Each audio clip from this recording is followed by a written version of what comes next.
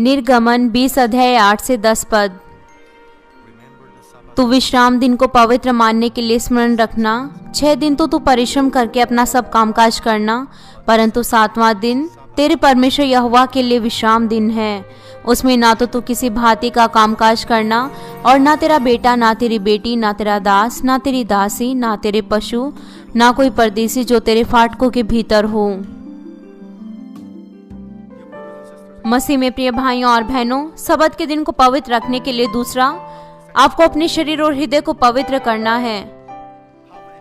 कितनी बार परमेश्वर ने हमसे वायदा किया है कि वो आपको आशीषित देंगे अगर आप सबत के दिन को पवित्र रखेंगे। इसीलिए परमेश्वर ने इसे आशीषित दिन कहा है। सबत के दिन को पवित्र रखने के लिए तीसरा, आपको पूरी तरीके से संपूर्ण दिन को अर्पण करना है। आपको रविवार की सुबह की सभा और शाम की सभा में भाग लेना है। प्रभु के दिन को पूरी तरीके से पवित्र रखने के लिए आपको सुबह और शाम की सभा में भाग लेना है और आपको आत्मा और सच्चाई से आराधना करनी है। यशाया 56:2 में कहा गया है, क्या ही धन्य है वह मनुष्य जो ऐसा ही करता है, और वह आदमी जो इस पर स्थिर रहता है, जो विश्राम दिन को पवित्र मानता और अपवित्र करने से बचा रहता है, और अपने हाथ को सब भांति की बुराई करने से रोकता है। होने पाए आप अपने शरीर और मन को साफ करने पाए, संपूर्ण प्रभु के दिन को पवित्र रखने के द्वारा, और प्रभु के आशीषित संतान बने। प्रभु यीशु मसीह के नाम से प्रार्थना करता हूँ।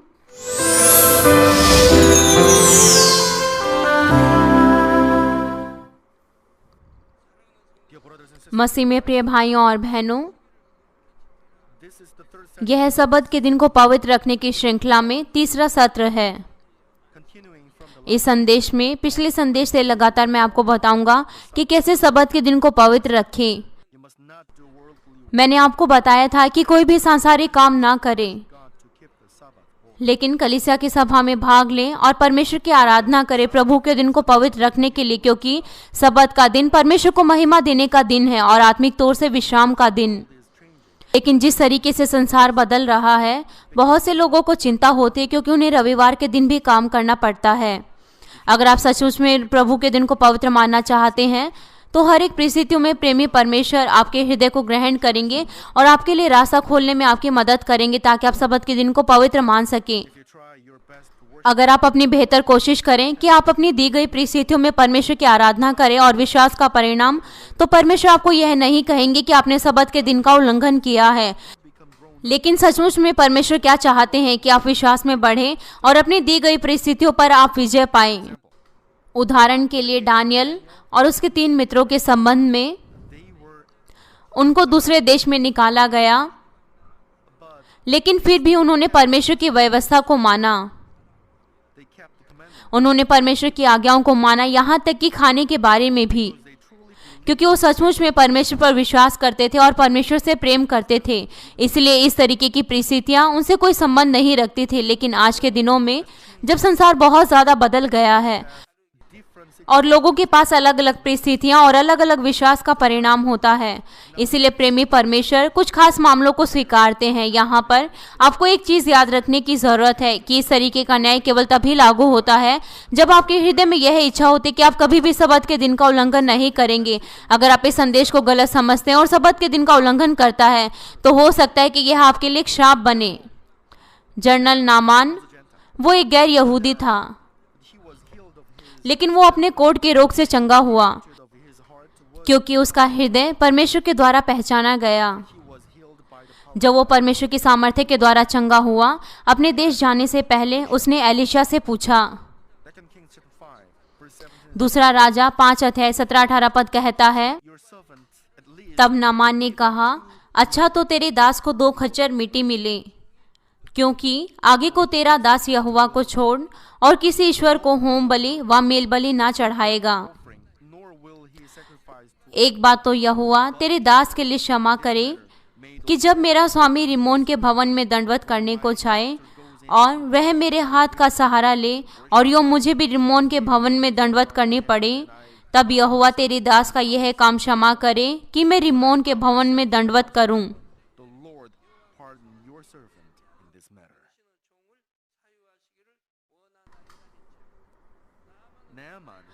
नामान ने निर्णय लिया कि वो केवल परमेश्वर की ही सेवा करेंगे। जिस तरीके से वो अपने कोढ़ के रोग के द्वारा चंगे हो गए थे, उनकी परिस्थितियों को देखते हुए इस तरीके का निर्णय लेना कोई आसान बात नहीं है। उनका लालसा भरा हृदय बहुत ज्यादा उत्सुक था, यहाँ तक कि उन्होंने इज़राइल की मिट्टी को भी ले लिया ताकि वो उसका प्रयोग परमेश्वर की आराधना करने में कर सके। जब वह आराम के राजा का विश्वास योग्य व्यक्ति था तो उसे रिमोन के घर जाना था, दूसरे शब्दों में एक गैर यहूदी परमेश्वर के घर में। इस समय जो वहां का राजा था वो नामान के सामने झुकता, इसीलिए नामान को भी उसके साथ झुकना था। उसे इस मामले की चिंता थी। नामान परमेश्वर के सामने दोष रहित रहना चाहते थे, यहाँ तक कि ऐसी परिस्थिति में जहाँ पर यह आसान बात नहीं थी कि वो परमेश्वर की आज्ञा को माने। इसीलिए उन्होंने परमेश्वर से दया के लिए मांगा। परमेश्वर ने नामान को चंगा किया क्योंकि परमेश्वर पहले से ही जानते थे कि वो ऐसे हृदय के साथ परमेश्वर की सेवा करेंगे। उन दिनों में यहाँ तक कि इज़राइल के लोग जो परमेश्वर के द्वारा चुने गए थे, उनमें से भी बहुत सारे लोग कोढ़ी थे, लेकिन वो चंगे नहीं हुए। लेकिन एक गैर यहूदी जिसने परमेश्वर की सेवा नहीं की, वो चंगा हो गया। ऐसा क्यों हुआ? ऐसा क्यों हुआ? परमेश्वर ने कार्य किया क्योंकि वो पहले से ही जानते थे कि उसका हृदय अच्छा है और ईमानदार है, और जब वह सत्य को जानेगा तो वो सत्य के अनुसार चलेगा। आप में से जो कोई भी अपनी समस्याओं का समाधान करना चाहता है, आप सभी इसी श्रेणी में आते हैं। आपके हृदय में समस्या है। मैं आशा करता हूं कि आप भी एक अच्छे हृदय की सुगंध को अर्पित करेंगे, चाहे किसी भी परिस्थिति में आप हैं। तब परमेश्वर आपके लिए मार्गों को खोलेंगे ताकि आप प्रभु के दिन को पवित्र मान सकें, आपकी परिस्थितियों और आपके विश्वास के अनुसार। और अंत में वो आपकी मदद करेंगे ताकि आप एक अच्छे स्थिर विश्वास में पहुंचे। मैं प्रभु यीशु मसीह के नाम से प्रार्थना करता हूं कि आपकी आशीषों को पाने के लिए अगुवाई हो और परमेश्वर के द्वारा प्रेम हो। मसीह में प्रिय भाइयों और बहनों, सब्त के दिन को पवित्र रखने के लिए दूसरा, आपको अपने शरीर और अपने हृदय को पवित्र करना है। प्रभु का दिन वो दिन है जब हम परमेश्वर और प्रभु के सामने, प्रभु जो हमारे दूल्हे, हम उनके सामने आते हैं। परमेश्वर और प्रभु यीशु मसीह पवित्र हैं और सब्त का दिन अलग किया गया और पवित्र किया गया। इसीलिए आप उन आशीषों का आनंद ले सकते हैं जो सब्त के दिन दी जाती हैं, जब आप अपने पवित्र हृदय और शरीर के साथ पवित्र मानते हैं। आप में से बहुत सारे पहले ही सीख चुके हैं इसे, और आप कलीसिया में आते हैं अपने पवित्र शरीर और हृदय के द्वारा। प्रभु के दिन से पहले दिन शनिवार को आप अपने घर को साफ करते हैं, कपड़े साफ करते हैं, और आप नहाते हैं, और या फिर आप बाल कटाते हैं ताकि आप सब्त के दिन के लिए तैयारी कर सकें। आप अपने साफ कपड़े भी तैयार करते हैं जो आप रविवार के दिन पहनेंगे। और जब आप अपने वातावरण और अपने रूप को साफ करते हैं तो आपका मन भी तरोताजा हो जाएगा। यहूदी वो सब्त के दिन से पहले वाले दिन को तैयारी के दिन के रूप में मानते थे। यहाँ तक कि अगर वो कहीं यात्रा करने गए हैं, वो वापस घर आ जाते थे ताकि वो तैयारी कर सकें और सब्त के दिन को पवित्र मान सकें। आपको उनके व्यवहार और उनके हृदय को ग्रहण करने की ज़रूरत है ताकि आप सब्त के दिन को अपने जीवन का बिंदु मान सकें। अगर आप सब्त के दिन की ओर देखते हैं तो आप उसकी तैयारी करेंगे, और यहाँ तक कि आप उन भेंटों को भी तैयार करेंगे जो आप परमेश्वर को देंगे। मसीह में प्रिय भाइयों और बहनों, यह बहुत ज़रूरी है कि आप अपना वातावरण और शरीर को साफ करें, लेकिन सबसे महत्वपूर्ण है कि आप अपने हृदय को साफ करें। इसीलिए सब्त के दिन आपको किसी भी संसार के काम में भाग नहीं लेना चाहिए। मैं विश्वास करता हूँ जो विश्वास के साथ सब्त के दिन को पवित्र मानेंगे, वो टीवी पर कार्यक्रमों को देखने का आनंद नहीं लेंगे, और यहाँ तक कि आप इस संसार का आनंद लेने के लिए, जैसे कि गेम्स को देखना, और यहाँ तक कि फिल्में देखना, और यहाँ तक कि पिकनिक पर जाना, आप उनका आनंद नहीं लेंगे। प्रभु का दिन वो दिन है जिसमें हम अपने जीवन की रोटी लेते हैं और परमेश्वर की आराधना और स्तुति करते हैं, और विश्वासों के साथ बातचीत करते हैं, और आत्मिक रूप से विश्राम करते हैं। अपने हृदय को पवित्र रखने के लिए यह बहुत ज़रूरी है कि हम क्या देखते हैं और क्या सुनते हैं उसको नियंत्रित करें। इसलिए यह बहुत ज़रूरी है कि हम सब्त के दिन को परमेश्वर के भवन में बिताएं, और यह आपके लिए अच्छा होगा कि हम अपने आसपास के वातावरण को आत्मिक बनाएं। और आपको ऐसे स्थानों पे नहीं जाना चाहिए जहां पर आपका सांसारिक आनंद के साथ संपर्क हो सके, यहाँ तक कि जब आप नहीं चाहते। कुछ नए विश्वासी जिनका विश्वास कमज़ोर है वो कह सकते हैं कि यह क्या मजाक है कि हम अपना पूरा छुट्टी का दिन चर्च में बिताएं बिना किसी आनंद को लिए हुए। लेकिन अगर आप सोचें, अगर आप किसी संसार का आनंद लें, क्या आपके पास सच्चा आनंद होगा? हो सकता है कि आपको कुछ क्षणों के लिए खुशी मिले और आप सोचते हैं कि आपको विश्राम मिला है, लेकिन वो केवल क्षण भर का ही आनंद होगा और वो जल्दी ही मिट जाएगा और वो आपकी चिंताओं को और समस्याओं को नहीं सुलझा सकता। और हो सकता है कि आप संसार के आनंद में पड़ जाएं और यहाँ तक कि जो आपके जीवन का भी नाश कर दे। लेकिन वो आनंद जो आप प्रभु में लेते हैं वो ही सच्चा विश्राम है जो परमेश्वर के द्वारा दिया जाता है। यशायाह 58 अध्याय 13-14 पद कहता है, यदि तू विश्राम दिन को अशुद्ध ना करे, अर्थात मेरे उस पवित्र दिन में अपनी इच्छा पूरी करने का यत्न ना करे और विश्राम दिन को आनंद का दिन और यहोवा का पवित्र किया हुआ दिन समझकर माने, यदि तू उसका सम्मान करके उस दिन को अपने मार्ग पर ना चले, अपनी इच्छा पूरी ना करे और अपनी ही बातें ना बोले, तो तू यहोवा के कारण सुखी होगा और मैं तुझे देश के ऊंचे स्थानों पर चलने दूंगा। मैं तेरे मूल पुरुष याकूब के भाग की उपज में से तुझे खिलाऊंगा, क्योंकि यहोवा ही के मुख से यह वचन निकला है। कितनी बार परमेश्वर ने हमसे वायदा किया है कि वो हमें आशीषें देंगे जब हम प्रभु के दिन को पवित्र मानेंगे। परमेश्वर यह कह रहे हैं, इसीलिए परमेश्वर इसे एक आशीषित दिन कहते हैं।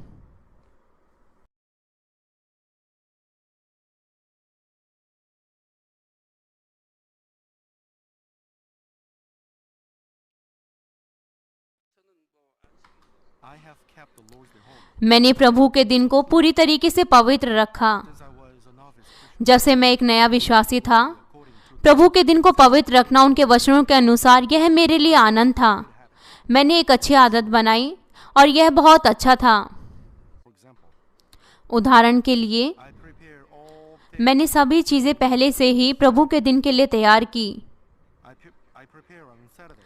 मैंने शनिवार को अपने सूट को और अपनी टाई को तैयार किया जो मुझे रविवार के दिन पहननी थी।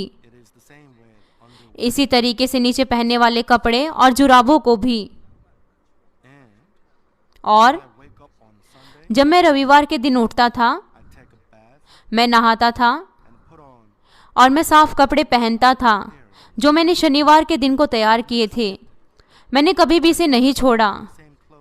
मैंने कभी भी वही कपड़े रविवार के दिन नहीं पहने जो मैंने शनिवार के दिन पहने थे। जिस क्षण मैंने इसे जाना कि मुझे प्रभु के दिन को पवित्र मानना चाहिए, मैंने उस आदत को बनाया और मैंने इसे पूरी तरीके से रखा।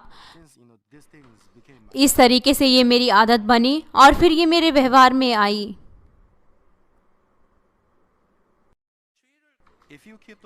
अगर आप प्रभु के दिन को पवित्र रखते हैं तो परमेश्वर आपको आनंद देता है जो यह संसार नहीं दे सकता। आपको उस आनंद को महसूस करना चाहिए प्रभु के दिन, और यह आपके लिए अच्छा होगा जब आप कलीसिया में आएंगे और जब आप परमेश्वर के वचनों को सुनेंगे और जब आप स्तुति और आराधना करेंगे तो फिर आप परमेश्वर पर विश्वास करेंगे और परमेश्वर से प्रेम करेंगे। ये सभी चीजें अपने हृदय के साथ करनी चाहिए। मेरे लिए केवल रविवार का दिन ही प्रभु का दिन नहीं था, हर दिन मेरे लिए प्रभु का दिन है। जब से मैं आनंदित था अपने हृदय में हर समय, और मैं उमड़ती हुई खुशी के साथ भरा था और धन्यवाद के साथ। इसीलिए हर दिन मेरे लिए प्रभु का दिन होता है।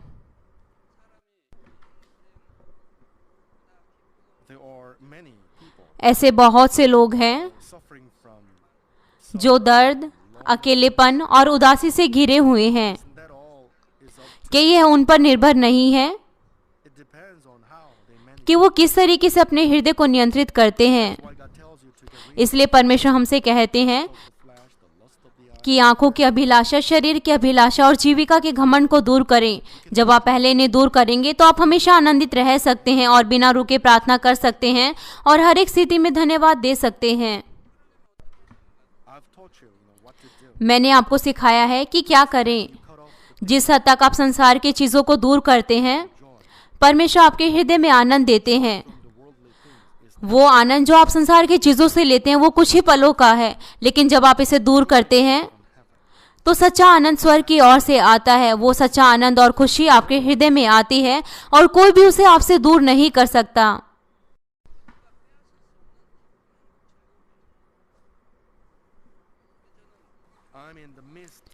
मैं इसका गवाह हूँ, इस सच्चे आनंद, खुशी और धन्यवाद का। और कोई मायने नहीं रखता कि किस तरीके की परीक्षाएं मेरे सामने आए, और कोई मायने नहीं रखता कि ये कितनी भी मुश्किल हो, कोई भी मेरे उस आनंद और धन्यवाद को मेरे हृदय से नहीं छीन सकता। मैं विश्वास करता हूँ कि आप भी उसको पाएंगे। अगर आप मेरे जीने के तरीकों का अनुसरण करना चाहें तो हो सकता है कि ये कुछ हद तक आपके लिए थोड़ा मुश्किल हो।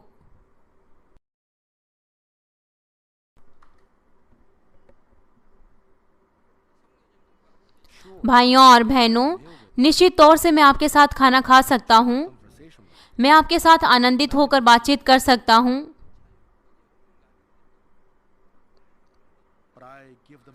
लेकिन मैं उन सबको छोड़ देता हूँ क्योंकि मैं उन सभी विचारों के साथ भरा हुआ हूँ, जैसे कि किस तरीके से परमेश्वर के साथ आत्मा के उच्च स्तर में जाऊं, किस तरीके से और ज्यादा महान सामर्थ्य को पाऊं कि हम संसार को जगा सकें, किस तरीके से लोगों को परमेश्वर के बारे में बताऊं और किस तरीके से लोगों को बताऊं कि बाइबल ही सत्य है, किस तरह परमेश्वर के नाम को महिमा दूं और किस तरीके से परमेश्वर के राज्य को बढ़ाऊं, किस तरह केवल एक और आत्मा को और चंगाई दूं।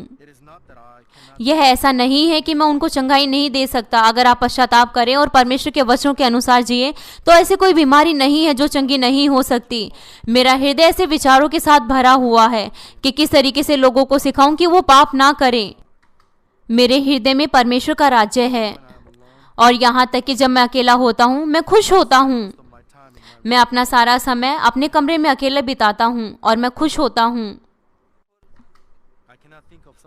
मैं किसी और चीज़ों के बारे में नहीं सोच सकता क्योंकि मैं अपना समय बचाना चाहता हूं ताकि मैं परमेश्वर को दे सकूं। मैं किसी और चीज़ों पर अपना ध्यान नहीं लगा सकता। जिस तरीके से प्रभु के वापस आने के दिन पास आते जा रहे हैं, मैं और ज़्यादा समय को बचाना चाहता हूं। किस तरीके से और ज़्यादा समय परमेश्वर को दूं और किस तरीके से और ज़्यादा परमेश्वर के लिए काम कर सकूं, मैं हमेशा इन चीज़ों के बारे में सोचता हूँ। हर दिन मेरे लिए सब्त का दिन होता है। यहाँ तक कि मैं आपको आमने सामने नहीं देखता, लेकिन मैं ऐसा महसूस करता हूँ कि मैंने आपको देखा है हमेशा। मैं हमेशा आपके बारे में सोचता हूँ और आपके लिए प्रार्थना करता हूँ और तब मेरा हृदय आनंद से भर जाता है। अगर आप भी हमेशा केवल स्वर्ग और यरूशलेम के बारे में सोचें तो आपका सारा का सारा ध्यान केवल स्वर्ग के राज्य की ओर रहेगा।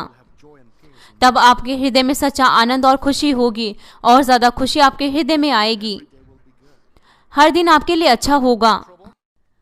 मुश्किलें वो चली जाएंगी, बस यही एक समस्या है।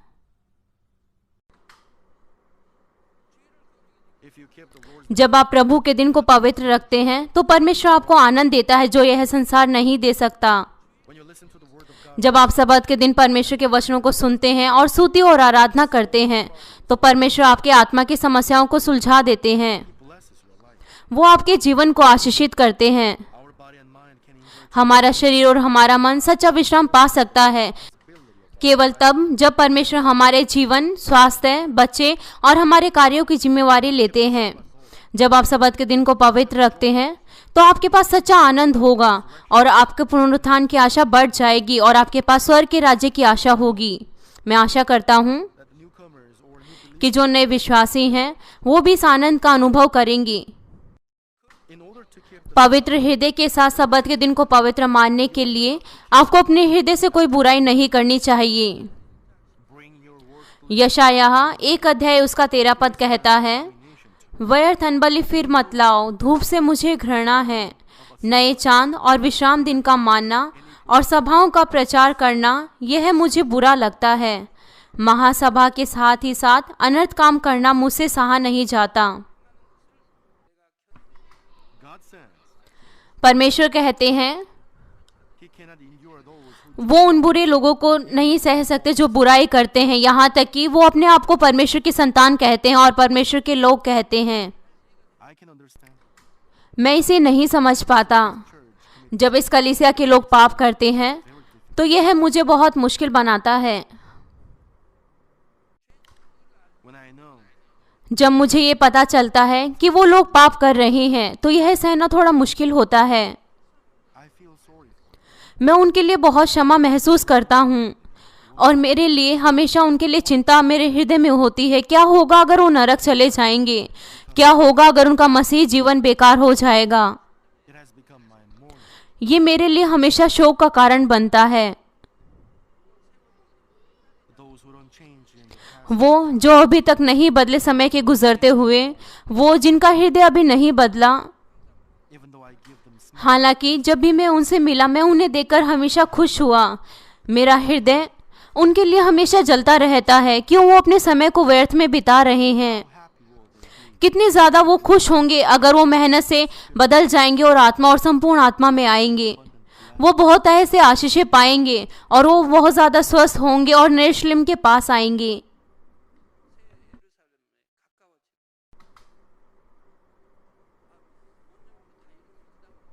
What if I come into the Holy Spirit? क्या होगा अगर मैं संपूर्ण आत्मा में आ जाऊंगा? उससे अगला क्या है?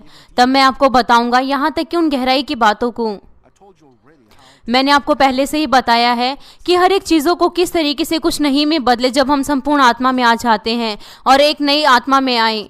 मैंने आपको बताया है कि कोई भी अंत नहीं है इस आत्मिक क्षेत्र में। ये बहुत अच्छा है क्योंकि इसका कोई अंत नहीं है। I wonder what I would मैं बहुत आश्चर्यचकित होता हूँ क्या होगा अगर इसका कोई अंत नहीं होगा। इसलिए यह अच्छा है कि हम लगातार चलते जाएं, ठीक?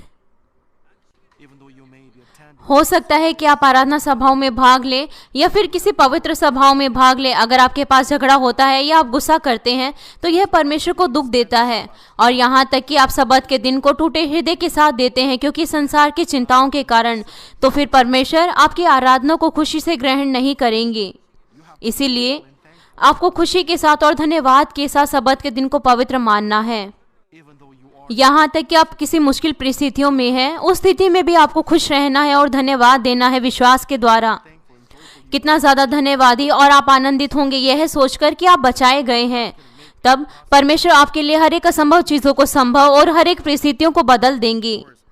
निश्चित तौर से Who is full of the एक सच्चा मसीह जो आत्मा से भरा है, उसे हमेशा आनंद और धन्यवाद के साथ हर दिन भरे रहना चाहिए। hope that all of you will मैं आशा करता हूँ कि आप सभी अपने शरीर और मन में पवित्र होकर प्रभु के दिन को पवित्र रखेंगे और सच्चा आनंद और खुशी स्वर्ग के राज्य में महसूस करेंगे। dear brothers and sisters, मसीह में प्रिय भाइयों और बहनों, सबत के दिन को पवित्र रखने के लिए तीसरा, आपको संपूर्ण दिन को अर्पण करना है। you have to attend both the आपको सुबह की सभा और शाम की सभा में भाग लेना है। some people just attend morning कुछ लोग केवल सुबह की सभा में भाग लेते हैं और उसके बाद अपने घर चले जाते हैं और कार्य करते हैं या किसी पिकनिक पर चले जाते हैं। they don't really have to open वास्तव में उनको अपनी दुकानों को नहीं खोलना चाहिए, लेकिन वो फिर भी खोलते हैं ताकि वो और ज़्यादा पैसा कमा सके, या वो इस संसार का आनंद लेने के लिए चले जाते हैं। यह बिल्कुल ऐसा है कि आप सबत के दिन को आधा मानते हैं, even keeping the और यहाँ तक कि ये ऐसा भी नहीं है कि आप आधा मानते हैं, the word of God. क्योंकि आप परमेश्वर के वचनों का उल्लंघन करते हैं कि इस संसार का आनंद नहीं लेना, कुछ नहीं खरीदना, कुछ नहीं बेचना। यहाँ तक कि वो परमेश्वर का मजाक बनाते हैं। Violate what God prohibits. यहाँ तक कि वो उन चीज़ों का उल्लंघन करते हैं जिन्हें परमेश्वर पुराने और नए नियम में निषेध करते हैं। वो सबत के दिन का उल्लंघन करते हैं और तब वो कहते हैं कि उन्होंने आधा सबत का दिन पवित्र रखा है। ये कितनी मूर्खता है।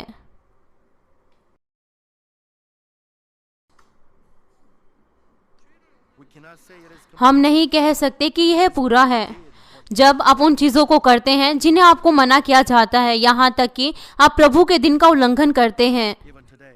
The Jews यहाँ तक कि यहूदी आज भी सबत के दिन को बड़ी कठोरता के साथ मानते हैं। ज़्यादातर वो वास्तव में अपने घर पे रहते हैं। may be away from home. यहाँ तक कि पूरे सप्ताह अगर वो अपने घर से बाहर हों तो वो शुक्रवार तक अपने घर आ जाते हैं ताकि वो सबत के दिन को पवित्र मान सके। वो अपने घर वापस आ जाते हैं दिन छिपने से पहले। उनको ऐसा करना चाहिए और वो वास्तव में वैसा ही करते हैं। From the sunset वो पूरे सबत के दिन को शुक्रवार को सूरज ढलने से लेकर शनिवार को सूरज ढलने तक मानते हैं। यहाँ तक कि जब हम सबत के दिन का पूरा मतलब जानते हैं तो आप क्या सोचते हैं कि आपको किस तरह रखना चाहिए? and morning service अगर आप केवल सुबह की सभा में भाग लेते हैं या फिर केवल शाम को भाग लेते हैं और अपने कामों का आनंद लेते हैं, तो आप पूरे सबत के दिन को पवित्र नहीं मानते। for things you हो सकता है कि कोई ऐसा सोचे कि शाम की सभा के बाद आप अपना काम कर सकते हैं।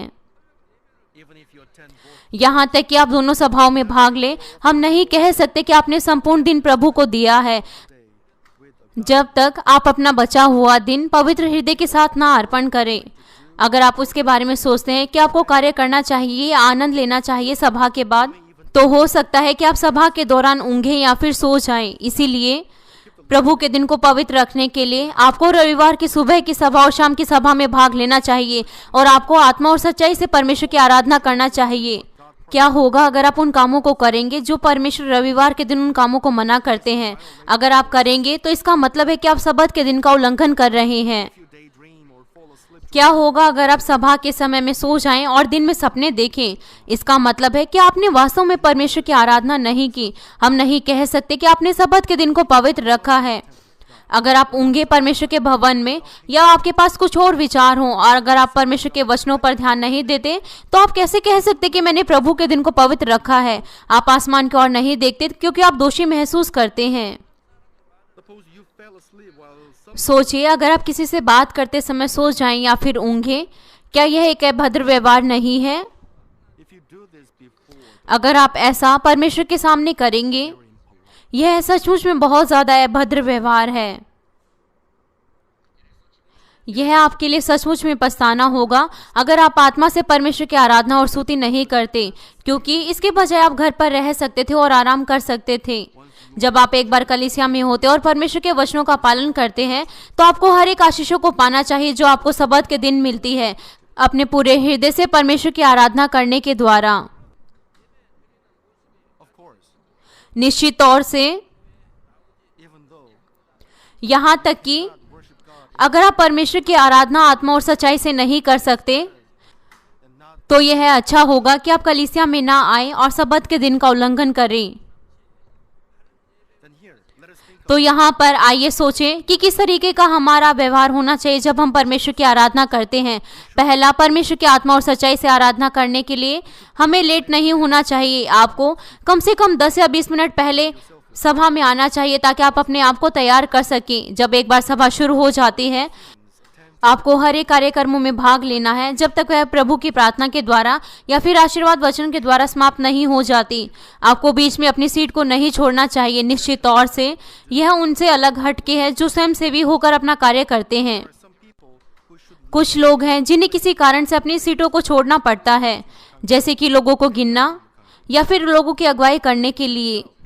वो ऐसा करते हैं क्योंकि यह उनका कार्य है। इसलिए आपको उनको समझना चाहिए। जो भी है, चाहे किस तरीके के कार्य आपको दिए गए हैं, आपको आशीर्वाद वचन को लेना चाहिए।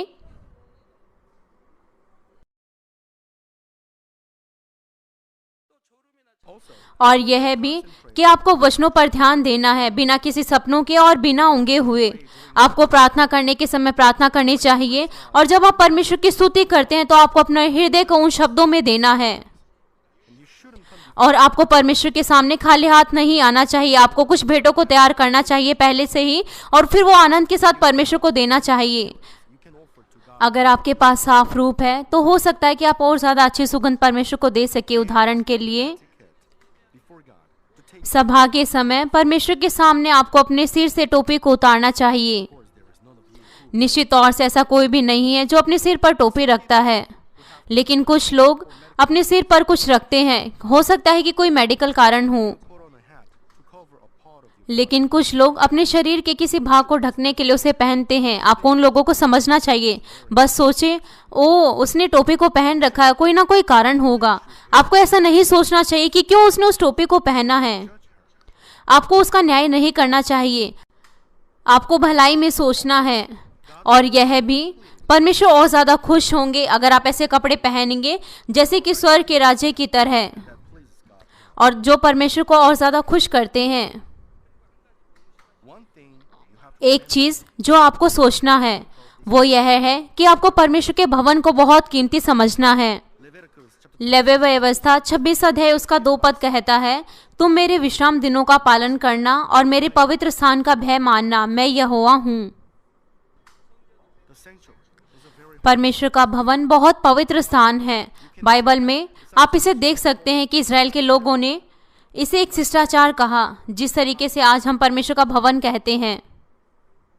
The sanctuary is the holy house. परमेश्वर का भवन परमेश्वर का पवित्र स्थान है। ये वो स्थान है जहाँ परमेश्वर रहते हैं। इसलिए आपको भवन में हमेशा आपको सावधान रहना, यहाँ तक कि अपने थोड़े से भी कार्य और अपने शब्दों के बारे में आपको ऐसा कोई कार्य नहीं करना चाहिए जो कि अच्छा नहीं है। और यहाँ तक कि सांसारिक बातें भी Both the Old and New Testaments नए नियम में और पुराने नियम में should not do this. यह कहा गया है कि आपको ऐसा नहीं करना चाहिए परमेश्वर के भवन में। इसलिए माता पिता को अपने बच्चों को सिखाना चाहिए कि वो परमेश्वर के भवन में खेले नहीं और ना ही भागे। About the sanctuary. Also, you should always और यह भी कि आपको भवन को हमेशा साफ रखना है। love the sanctuary. आप में से बहुत से विश्वासी परमेश्वर के भवन से प्रेम करते हैं और बहुत ध्यान रखते हैं। आप में से बहुत सतर्क होते हैं कि यहाँ तक कि कोई भी धूल या कोई भी एक भी बाल भवन में ना हो। और मैं विश्वास करता हूँ कि आप कुछ भी भवन में नहीं खाएंगे। आप नर्सरी रूम में जाकर अपने रोते हुए बच्चे को चुप करा सकते हैं, उन्हें कुछ देकर। You should soothe a crying child. आपको अपने रोते हुए बच्चे को कुछ देकर उन्हें चुप कराना है। Control themselves. छोटे बच्चे अपने आप को नियंत्रित नहीं कर सकते।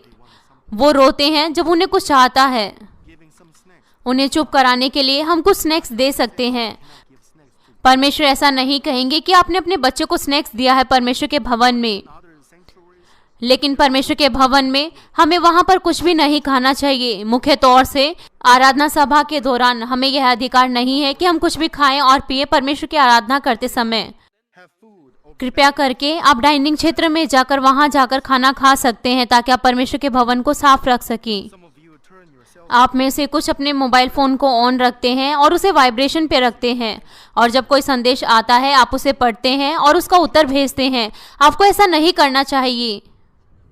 यह परमेश्वर की आराधना आत्मा और सच्चाई से करना नहीं है। Should not wait for someone. आपको किसी के फ़ोन का या फिर किसी के व्यवसाय का इंतज़ार नहीं करना चाहिए सभा के दौरान। You should also care और यहाँ तक कि आपको उन सभी चीज़ों का और उन सामानों का ध्यान रखना है जो परमेश्वर के भवन में है। everything in the sanctuary. हर एक चीज़ जो परमेश्वर के भवन में है वो परमेश्वर की है और वो पवित्र है। मैंने आपको पहले इसके बारे में बताया है। कोई मायने नहीं रखता कि क्या है, जो भी सामग्री परमेश्वर के भवन में है वो परमेश्वर से संबंधित है और आपको उनका प्रयोग करते समय ध्यान रखना चाहिए। When you happen to take something out of it, अगर आप परमेश्वर के भवन में से कुछ लेते हैं तो पहले आपको उसकी अनुमति लेनी चाहिए। आपको ऐसे ही अपने आप नहीं करना चाहिए। मैंने आपको पहले भी कहा है, ठीक? मैं आशा करता हूँ कि आप परमेश्वर के भवन का ध्यान रखेंगे और ज़्यादा। जब आप ऐसा करेंगे आप परमेश्वर से प्रेम करेंगे अपने पूरे हृदय के साथ, और ऐसा हृदय ऐसा है जिससे परमेश्वर खुश होते हैं।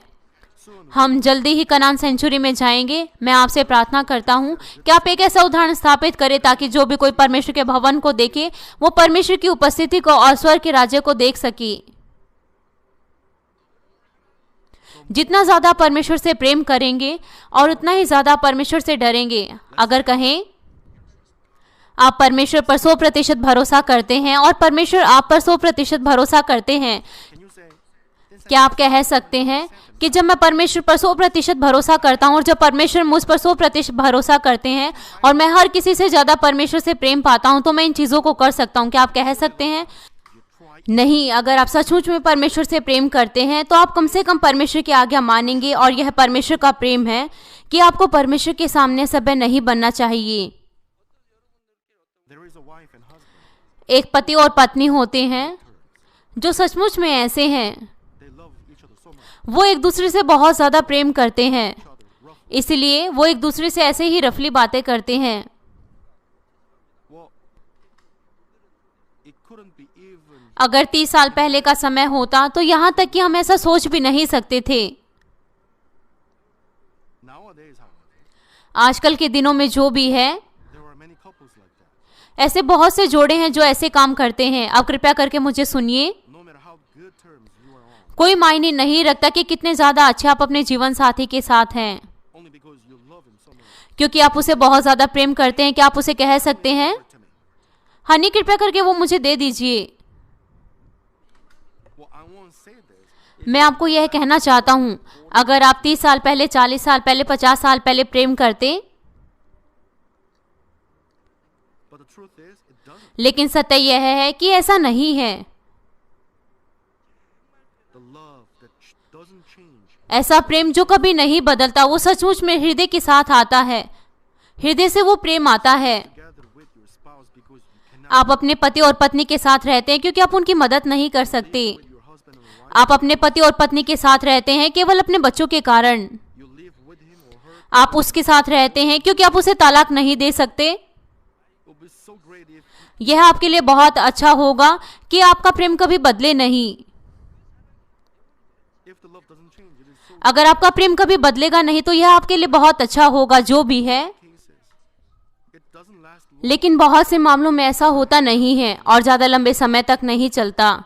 जिस तरह मैं बहुत से लोगों से मिला हूँ जो सचमुच में अपने जीवन साथी का आदर करते हैं, वो परिवार जो आत्मा में अच्छा है, They truly love each other.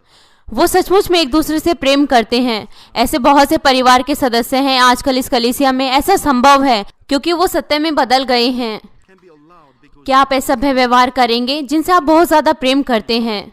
क्या आप ऐसा कह सकते हैं? it's nonsense. यह अर्थहीन होगा। जो ऐसा व्यवहार है उसे नहीं करना चाहिए। Well, please. I hope इसीलिए मैं आशा करता हूँ कि आप कोई गलती नहीं करेंगे जो भी मैंने कहा है। when you express your love, जब आप अपने प्रेम को व्यक्त करते हैं और उसे करने की कोशिश करते हैं अपने हृदय की गहराई से, and speak a word आप अपने हृदय की गहराई से प्रेम के हाव भाव और प्रेम के शब्दों का प्रयोग करते हैं, of love can आप एक सच्चा और सुंदर प्रेम को उत्पन्न कर सकते हैं। आपके कार्य अलग हो जाएंगे and the way of considering और दूसरों का ध्यान रखने का तरीका वो आपका अलग हो जाएगा। remember even आप यहाँ तक कि उन शब्दों को याद रखेंगे जो आपके पति ने आपको कहे, और यहाँ तक कि आप उन चीज़ों को याद रखेंगे जो आपकी पत्नी ने कही। your husband आप अपने पति की सेवा करेंगे उन चीज़ों को याद रखते हुए कि उनको क्या पसंद है। with what he doesn't like. उसका कोई लाभ नहीं होगा अगर आप उन चीज़ों से सेवा करें जो उनको पसंद नहीं है। Sushi. आपके पति को मछली पसंद नहीं है। आपके पति क्या कहेंगे जब वो बिजनेस ट्रिप से वापस आते हैं और खाने के समय उन्हें बस केवल टेबल पर मछली ही मिलती है?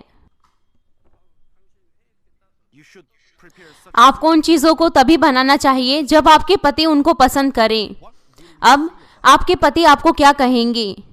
he will not say anything वो आपको कुछ भी नहीं कहेंगे, because he वो बस खा लेंगे क्योंकि वो आपको कोई कष्ट नहीं देना चाहते।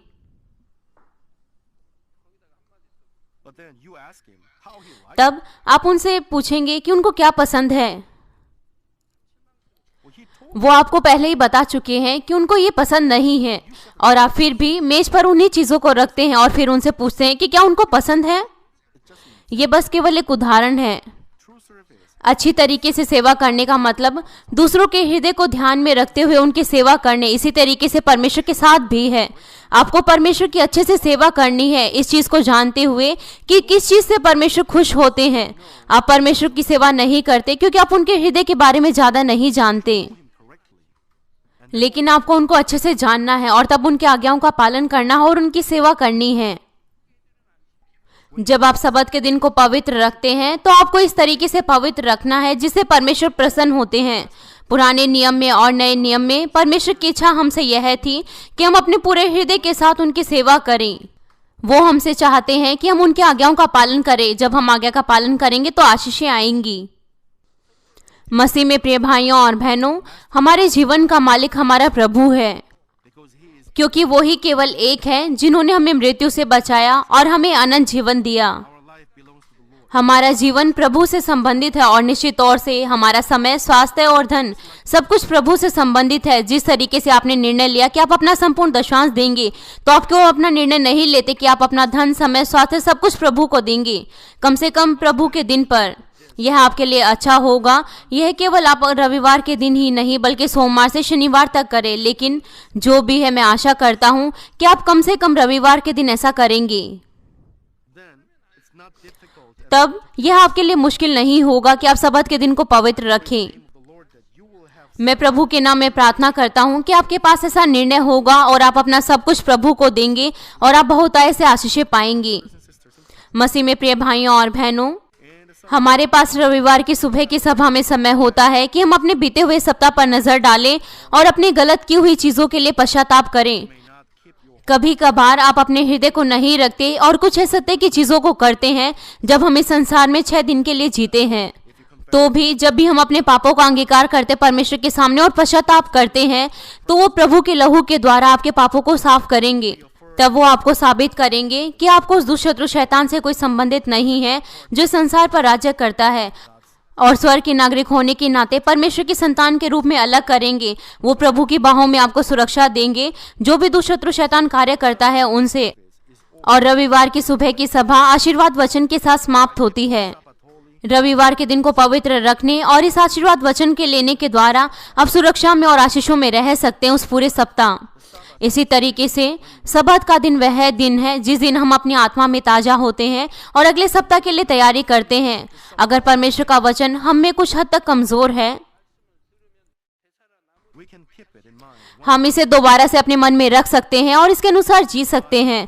परमेश्वर की स्तुति और आराधना करना, उनको स्तुति देना, हम अपने आप को दोबारा से रिचार्ज कर सकते हैं आत्मिक सामर्थ्य के साथ इस संसार को जीतने के लिए। अगर आप इस तरीके से प्रभु के दिन को पवित्र रखते हैं तो धीरे धीरे करके आप परमेश्वर के खोए हुए स्वरूप को अपने आप में दोबारा से प्राप्त कर सकते हैं। यशाया 56 अध्याय उसका 2 पद कहता है, क्या ही धन्य है वह मनुष्य जो ऐसा ही करता है और वह आदमी जो इस पर स्थिर रहता है। आपको प्रभु के दिन को पवित्र रखना है। God sure परमेश्वर आपको चेतावनी देते हैं कि आपको रविवार के दिन कुछ भी खरीदना और बेचना नहीं है। but if you do, लेकिन अगर आप ऐसा करते हैं या आप अपनी दुकानों को खोलते हैं, तो आप कैसे कह सकते हैं कि आपने प्रभु के दिन को पवित्र माना है। blessed is the man who does. क्या ही धन्य है वह मनुष्य जो ऐसा ही करता है और वह आदमी जो इस पर स्थिर रहता है, जो विश्राम दिन को पवित्र मानता और अपवित्र करने से बचा रहता है और अपने हाथ को सब भांति की बुराई करने से रोकता है।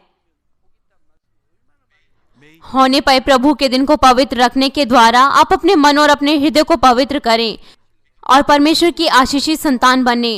प्रभु यीशु मसीह के नाम से प्रार्थना करता हूँ,